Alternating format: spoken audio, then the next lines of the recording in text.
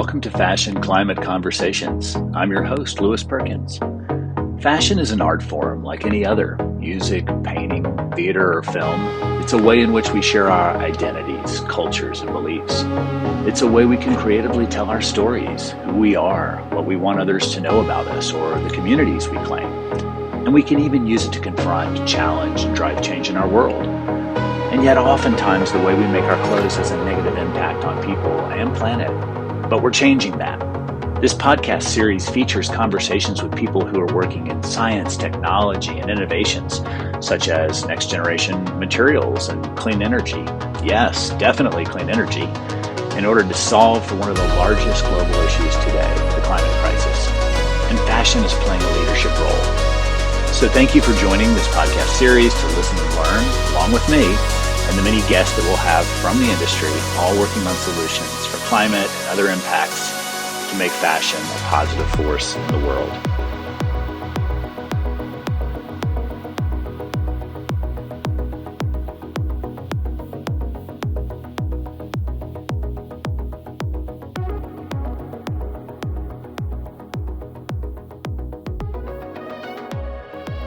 Hi, Melissa. Hey, Louis. How are you? I'm doing well. How about yourself? I'm doing well. I've been looking forward to this conversation for a while, so this is a real pleasure. Thank you for joining me. Me as well. This is great. Excellent. Well, I was doing a little bit of traveling these last few weeks, and I was thinking about some of the key relationships that we've had, getting a little nostalgic over the timeline of AII, and really consider you one of the people that really helped establish and found the whole concept of the organization that I'm running today. So I just want to acknowledge that. But knowing you actually goes a little bit further back, and I was trying to remember when we first met, and I feel like it was at Gap when you were working there, and it was around the Cradle to Cradle and some of the fashion positive work that we actually had lunch one day. I was curious as to your recollection. I think that's absolutely right. And first of all, thank you so much for the opportunity to chat with you today. This is going to be fun. But yeah, I think I remember our first meeting, maybe in a windowless conference room, in the Gap headquarters, and then As they often lunch. I just Right. remember really just being so impressed by the work that you were leading at Cradle to Cradle, and we were so thirsty for opportunities to partner with experts in the field to do more and to figure out how to address some of these really sticky challenges. So that was the beginning of a lovely and long relationship, and just really thrilled to see how the work has developed. It's for those of us who've kind of been in it for a decade or more, it's kind of amazing to see the momentum that's really being built. And even the fact that you're now representing a financial institution, and that's such a big part of like where the unlock is next, which is really around finance, and it's kind of the evolution of AII too, and we'll get to talk about that. But tell me a little bit, like, I met you at Gap, but how did you get into sustainability as a whole? Now you're at Bank of the West. Like, what's that journey for you? Oh gosh. I think the journey really starts with a couple of key principles that have been important to me in my career. The first being the opportunity to make an impact, a positive impact in whatever capacity that looked like. So that started with working in government, out of undergrad, eventually moving into a few different, my path took a few different turns, but I realized that the private sector really had an important role to play in addressing some of these really, complex social and environmental challenges. And, certainly public policy, government, that's an important piece to all of this. But again, the private sector. And so my time at Gap was really an opportunity to see how business has an important role to play and the impact that we can have, how we treat employees, how we treat those, that are working in the supply chain, customers, the products that we're making, and all of those impacts. And now at Bank of the West, I'm also seeing just the systems level change that's necessary to happen overall. It's not just every business working in a silo or countries, with their individual public policy. It is a system, and systems Mhm. level change is really what's necessary to move the needle here. And I think fundamentally that finance has the power to, um, help create that positive change. And so, just really thrilled to have the opportunity to do that in a somewhat different capacity than what I was able to do when I was at Gap. And and was that the call for you, that you sort of recognized that the power of changing systems through finance was appealing to you to be at the table for those similar but different conversations and reaching across other industries too? Yeah, I mean, I think professionally, it's an opportunity to sort of round out my understanding of how to influence change. And then, from a broader perspective, exactly like what is this incredible lever that finance represents, and what are all the different components of it? How can I learn more about how to pull those levers in the right direction? Yeah, yeah. Well, so I do want to talk about your role with Bank of the West and Bank of the West as a whole, in that journey. But before we jump off of the sort of the past, I oftentimes quote you around the sort of origin story of AII Mm. and sitting under the proverbial tree, or with the lunchbox or whatever in Copenhagen. And I probably always change the story a little bit, but tell me, like, you were part of those first conversations about real impact and real systems change needs to happen in collaboration with the industry. And I'm just curious how you tell that story. That's so funny. That I mean, that's pretty close to exactly how I tell that story. I remember really just gathering all of our peers in the industry who were all gathered for a conference, but there was nothing formal on the agenda to have this conversation about the role of tier two, mill Mhm. fabric development facilities where a tremendous amount of the actual impact of apparel manufacturing is happening. And so I think it started with maybe a little pre-planning in San Francisco. And then we just sort of pulled the crowd together to say, collectively, we need to do something.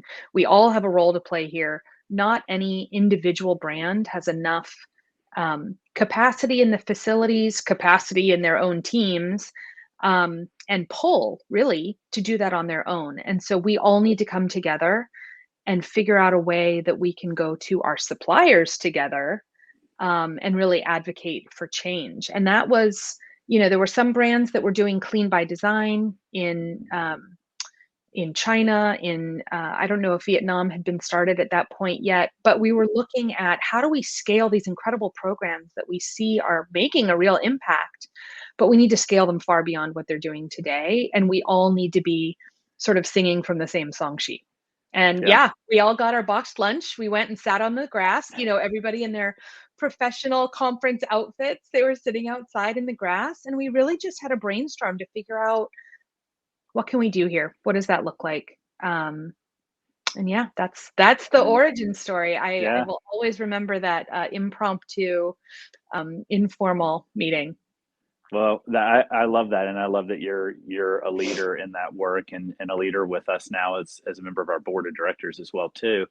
And when I think about that, I think about, the Target, Gap, PVH, a couple of the key leaders, and then fast forward to 3.5 years later, and we have like 45 plus brand retailers that we're working with on programs, and we're now pitching this much larger commitment to climate funding, and we can talk Yeah, about that a little bit too. But it's really exciting to see how quickly, at first I think, like with any of these new initiatives, there's a hesitancy to join one more thing. But I think that this systems change approach that you guys really envisioned, is the right one. And it also is now, to turn the conversation back to finance, it's actually de-risking and unlocking and creating demand for the financial institutions to actually emerge in a way that maybe was a little bit trickier before. yeah. I think that's exactly right. There's a push and a pull mechanism that has to happen here.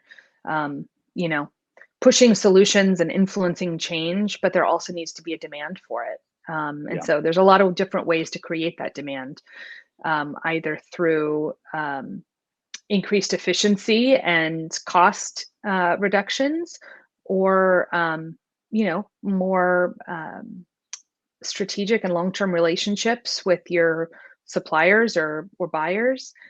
There's a lot of different levers there. Again, it's back to this system change. It's sort of Mhm. all of those things working in concert, like the gears of a machine, Yeah. Yeah. Um, and I think that finance is sort of one of the fundamental undercurrents in all of those interactions. This is the capital system. And so you have to really think about what's the role of those dollars playing in helping to accelerate or slow down any of that progress. Yeah. Well, Bank of the West has been a leader because I'll tell you, when I started at AII, we had our funds in another bank, and we pool funding from industry and philanthropy. So we were sitting on a nice amount of funds that we would be deploying into the supply chain. And as soon as I started to see the commitments that Bank of the West was making around divesting in fossil fuel investments and financing fossil fuel, it made sense to me that we would want to actually hold Yeah. AII's money in a bank like that. And I think soon thereafter, you were coming over to Bank of the West, and I left you alone for a couple of months to get acclimated. But I was really excited that I could actually call you up and say, "Hey, we're actually banking with Bank of the West, and I think there's some really cool things we might be able to do with you guys." So tell me a little bit about like Bank of the West decisions and sort of journey into sustainable finance. Sure, sure. So maybe I'll zoom out a little bit. So, Bank of the West, we are headquartered in San Francisco. We're one of the largest banks headquartered in California overall. A large part of our business is in the agriculture sector, which is, I think, really interesting as we talk about apparel and supply chains. We're led by one of the very few women CEOs in the industry, Nandita Bakshi. So very, very happy to be led by a woman in this organization. And we have the strongest restrictive financing policies of any major US bank. And so, why that's important, back to this idea of systems change, is that the things that a bank does and doesn't finance, that's really important. When your money is sitting in the bank, the money that you're talking about, and by the way, very happy to have the Apparel Impact Institute as a customer. But when that Good. money is sitting in the bank, it's not just sitting there. Your deposits go out into the world and they finance things. They finance things that can be good for people and the planet and help create a thriving and inclusive society. They can also finance some of the dirtiest and most harmful forms of fossil fuel extraction. And so that's where, restricting the financing of some of the worst forms of fossil fuel extraction, coal, tar sands fracking, et cetera, drilling in the Arctic. These are things that are very fundamentally important and I think set Bank of the West apart um, in an industry that plays an important role in climate action. Yeah. So one who maybe doesn't have a lot of experience in banking or finance might think, "Wow, you're just cutting out a huge opportunity for making money with assets that the bank is holding." But it's a strategic decision that the bank made. Has it been good for business to make this decision? It's absolutely been good for business, but not without its trials and tribulations. Principles are only impactful when they have repercussions and when they cost you something. That's really when the rubber meets the road, right? And so we've definitely lost business as a result. And I think there's, some regulatory activity in certain areas of the country that are looking at, do banks and financial institutions have the right to make that distinction and to enact policies like that. Um, so yeah, I think it's super important. But part of our job is also to help provide products and services to customers that they're demanding, or maybe that they don't even know that they want yet. So, for example, our 1% for the Planet checking account, which provides um, funding to environmental nonprofits at no cost to the customer, that is responsible for about a quarter of new to bank customer relationships. People are seeing products like that and they're super excited to have an opportunity to, vote with their wallets or vote with their checkbook.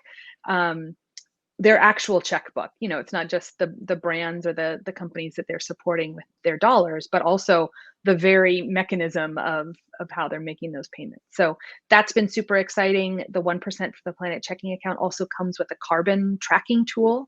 So you can see the carbon impact of your debit card purchases, which is just, part of the opportunity here is to create awareness. And I think that that creates some very real, tangible awareness among customers about what their dollars are helping to fund. That's Yeah. very individual, right? And then sort of at a Hmm. macro level, we're really focused on doing that for business leaders, also building that awareness of the role of sustainable finance. Um, because again, your dollars, your organization's dollars have tremendous power um, to finance change. Yeah, and as I'm listening to you talk about this, it makes me realize what a tremendous responsibility and opportunity you have and are taking on for educating around this sector, around really educating to the consumer, to the customer, businesses, individuals, why this matters and what kinds of opportunities there are. And so, in light of that, I know you guys put out a report recently that was Yeah. really around, I think it was called Money Matters Report, and it was about Hmm. sustainability intentions gap. Can you Yeah. tell me or highlight a little bit about that report? Yeah. So I think what's important about that report is what it uncovered in terms of what both business leaders and consumers really think their role is. First of all, what's the percentage of people that actually think that climate change is an issue and that they should be concerned about? And we found some interesting things about language there in terms of what people sort of reacted to. Um, I think, as we all know, climate change can be sort of divisive in some areas. So that was really interesting. But I think one of the most interesting things to me was that 42% of business executives and 77% of consumers don't actually know what their bank is financing, or importantly, what they're not financing. So I think while, I think it's something like 80% of customers, particularly Gen Z customers, are saying that climate action is super important to them. They're passionate about climate change. um, they don't actually know that their money in the bank could be undoing or undermining those values that they have. And so I think, again, the role that we play to help build that awareness and uncover some of those discrepancies, um, I think is an important one. Yeah, I think that's hugely interesting, and I did take a look at the report, but I'm looking forward to kind of diving in a little bit, particularly as I think about what insights it might have for the apparel industry, and I'm Mm, curious as you think about what any fashion, apparel, footwear brands that are listening today might glean from from yeah. those insights. Yeah. I mean, I think, again, it's about this intention gap. People are very, and leaders are very focused on these issues, maybe organizationally, maybe a company has a net zero target, maybe individually you're taking a lot of steps, driving a hybrid or an electric vehicle, et cetera. But at the end of the day, the macro impact of those dollars in sitting in financial institutions um, are really incredibly powerful. And so I think that's one of the things we're trying to do is help folks understand what are the steps that they should be taking. What kinds of questions should you be asking your financial institutions? And that's everything from your bank to your 401k provider, your insurance provider. These are huge pools of money that are moving things in a direction that you might like or in ways that you might have concerns about. And so I think that's true for any industry. Just really understanding what's the role of your money in any of that. And so I think that's a super important piece. In terms of Bank of the West's work with the apparel industry. I mean, first of all, I'm honored to have an opportunity to sit on the board and to help continue building this important work and scaling it.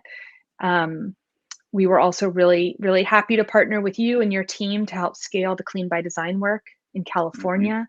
I think a lot of people don't necessarily know that there's still apparel manufacturing in the US. And that really is aligned with our values and our priorities around helping to enable energy the energy transition, climate resilience, et cetera. So really pleased about that opportunity as well.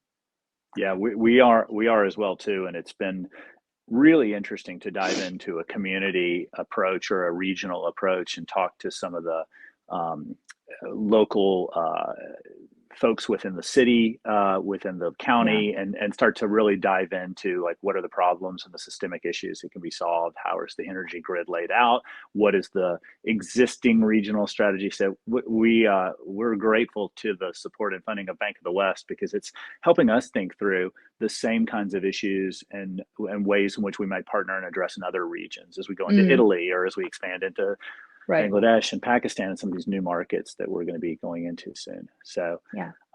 yeah, there are other ways in which Bank of the West has seen more interest from the apparel industry, maybe perhaps from like outdoor apparel, whose really their values are really aligned to Yeah. nature and support of health and the planet. Yeah, absolutely. I mean, I think it's probably more acute to the fundamental, business models of some of the outdoor industry, apparel and footwear and gear brands, because the outdoors is integral Hmm. to those. You need those products to go enjoy Hmm. the outdoors, and the outdoors are threatened by all of the impacts of climate change. So definitely, we're seeing a lot of traction. We're partners with 1% for the Planet, the Conservation Alliance, and the brands that are also members of those organizations have been really interested in this information and really receptive to the awareness that we're trying to build around this issue. We've seen some incredible movement in terms of brands leaving their financial institutions, leaving their banks and coming to Bank of the West or coming to another bank that has a Yeah. similar ideology, similar policies. But I think that's an important element there. So certainly, the outdoor industry has been a huge has been hugely open to this. But I think it's true for any industry. It's true for any company.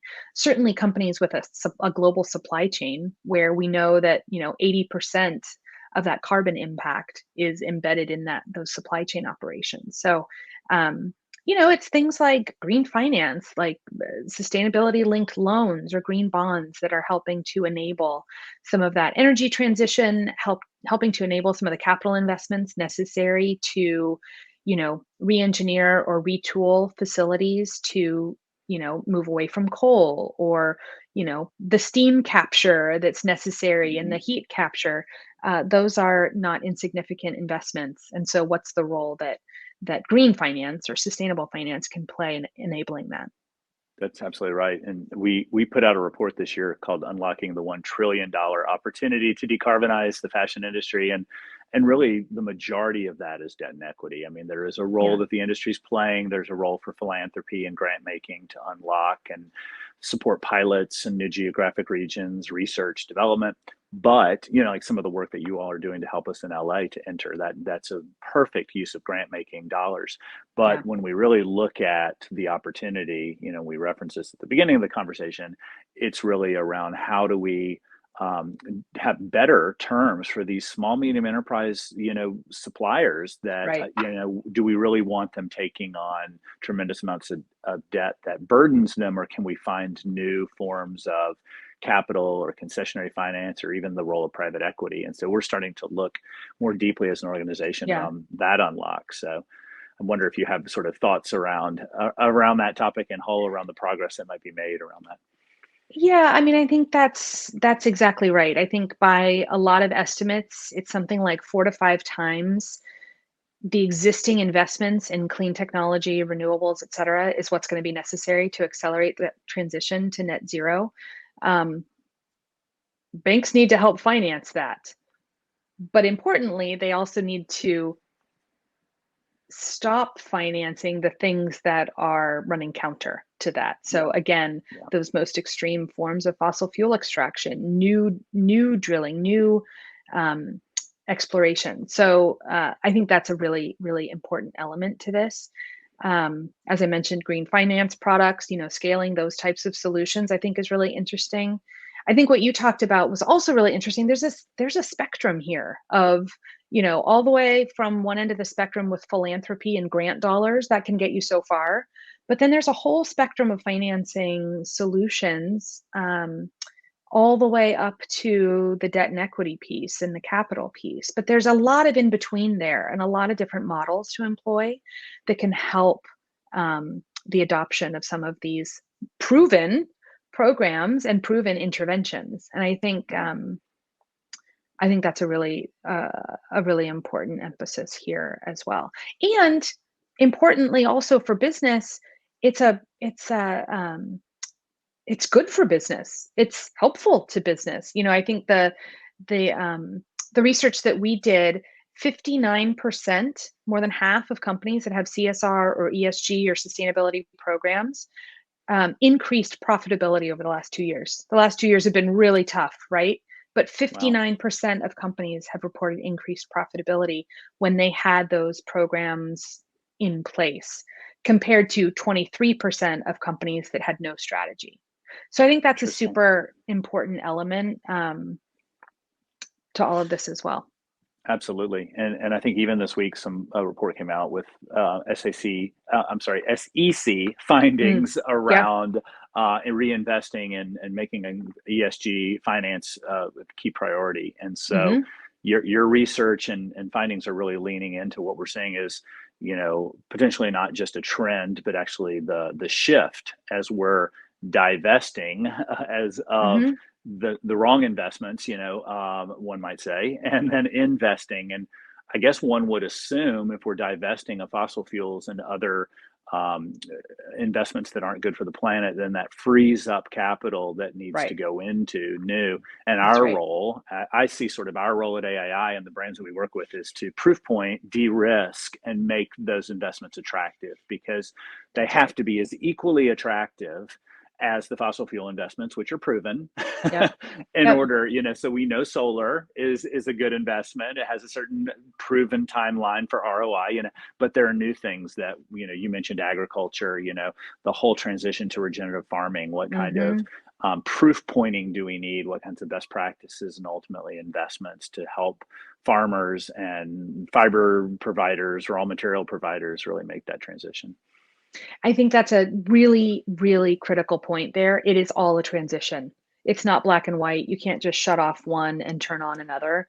There is a Mm-hmm. whole transition process that needs to happen. And so I think that's an important element, looking at that ratio of one of the questions you can ask, for example, if you're interested in knowing how your financial institution or your bank is performing in this capacity, is to ask those questions about what's the ratio of green to brown financing, Mm, and is that trend, you know, is that trend moving in the right direction?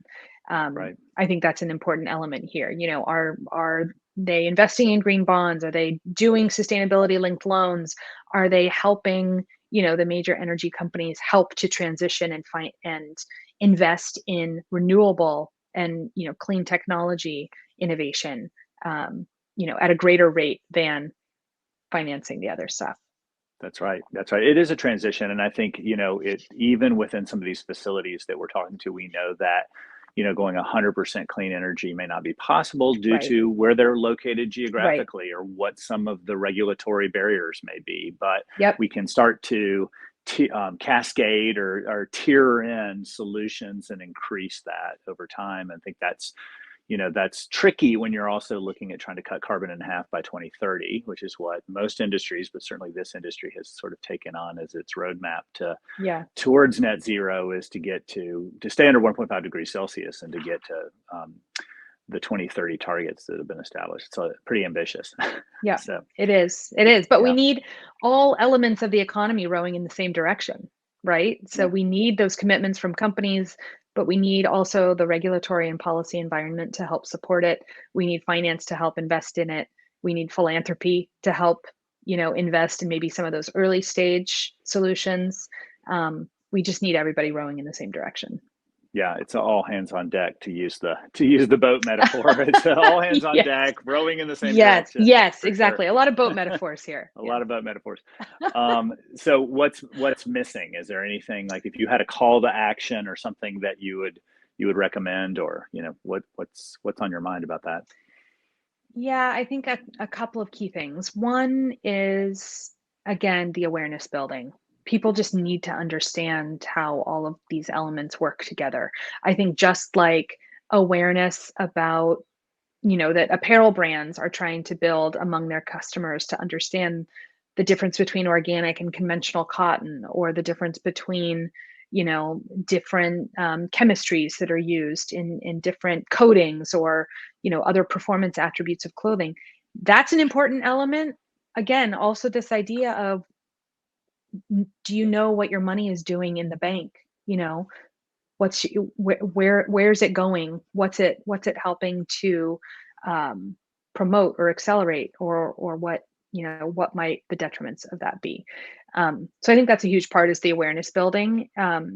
Interestingly, the research that we found also was that 4 in 5 consumers actually do buy goods and services based on their sustainability attributes, or based on the sort of values of the brands that they're shopping from.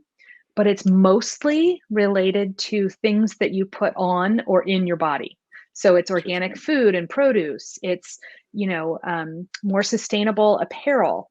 But it's Hmm. not necessarily, as you might expect. I think it's, 21% around banking and financial services. I think travel actually was in that 20% range as well. Wow. Yeah. Um, so again, I think there's a huge unlock here in helping people understand the role that finance writ large plays in overall climate action. I think we've spent a lot of time focused on individual action, which is super important. And I would encourage folks to check out the 1% for the Planet checking account. Yeah. Um, but also that macro systems level change that's necessary requires these large pools of capital to be flowing in the right direction as well. So Yeah. awareness, um, for sure, adoption of more sustainable finance products and services, um, sustainability linked loans, green bonds, et cetera. There's a lot of different solutions out there. Great. Good. Well, I look forward to promoting this conversation, because I think a lot of people are going to start to think a little bit more about where their dollars are in their banks, whether it's the brand retailers that, might be listening to this, but also individuals. And as Yep, we get this out to individuals around their own personal banking, I think oftentimes we think, well, I don't have enough money to make a big difference. But the reality is, if everybody thought that way, it's like the exactly. same thing. We're asking people Exactly. to make decisions in their daily life. You could have the same argument about what products you're choosing or whether you recycle, but the reality is, we know it's an aggregate, and it matters in the Mhm. same way that if everyone in this country would make some choices around where their money is being parked while they're not using it, there would be a big shift. So Absolutely. It's scale, it's momentum. Where you put your money matters. great. Well, that's a great place to stop. Where you put your money matters. And Melissa, I could talk for another half hour. Thank you Yes. so much for joining. I look forward to more conversations with you about this topic. So fun. Thanks for the time, Lewis. Great to speak with you, and I look forward to seeing you soon. Sounds great. Bye. Here we are on the edge of mystery. We long for a life of new discovery. Focus our eyes on the journey.